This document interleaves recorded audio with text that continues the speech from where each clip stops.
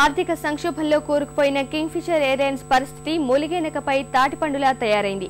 ఉద్యోగుల సమ్మె విరమింపజేసేందుకు యాజమాన్యం నానాతంటాలు పడుతుంటే లైసెన్సులు ఎందుకు రద్దు చేయకూడదో చెప్పాలని డీజీసీఏ షోకాజ్ నోటీసులు జారీ చేయడం శరాఘాతంగా మారింది.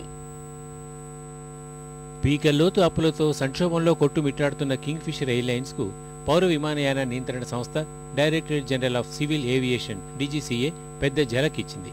ఉద్యోగుల సమ్మె విరమణతో పాక్షిక లాకౌట్ ప్రకటించిన యాజమాన్యానికి షోకాజ్ నోటీసులు జారీ చేసింది. తరచూ సేవలు నిలిపివేస్తూ ప్రయాణికుల్ని అసౌకర్యానికి గురి చేస్తున్నారని ఆక్షేపించిన డీజీసీఏ అధిపతి అరుణ్ మిశ్రా లైసెన్సులు రద్దుగాని సస్పెండ్ గాని ఎందుకు చేయకూడదో చెప్పాలని నోటీసుల్లో ప్రశ్నించారు.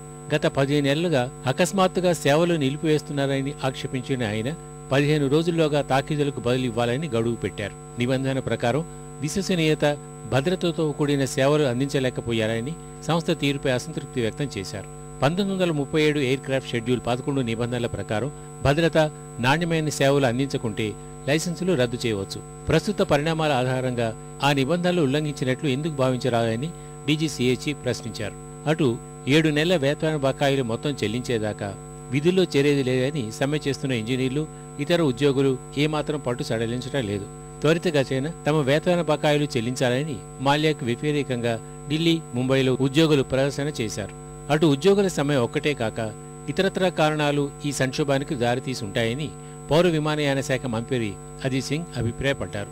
వాటన్నింటినీ డీజీసీఏ అధ్యయనం చేస్తోందన్న ఆయన భద్రతా చర్యల ప్రామాణికంగానే సర్వీసుల పునరుద్ధరణకు అనుమతులుంటాయని తేల్చి చెప్పారు. ఇదే సమయంలో మానవతా దృక్పథంతో కింగ్ఫిషర్ ఎయిర్లైన్స్ కు నిధులు సమకూర్చాలని ఎస్బీఐ నేతృత్వంలోని బ్యాంకుల కన్సార్టియం నిర్ణయించింది. సుమారు 60 కోట్ల రూపాయల వరకు నిధులు విడుదల చేసే అవకాశం ఉండగా వాటిని వేతనాలకు వినియోగించే వీలుంది.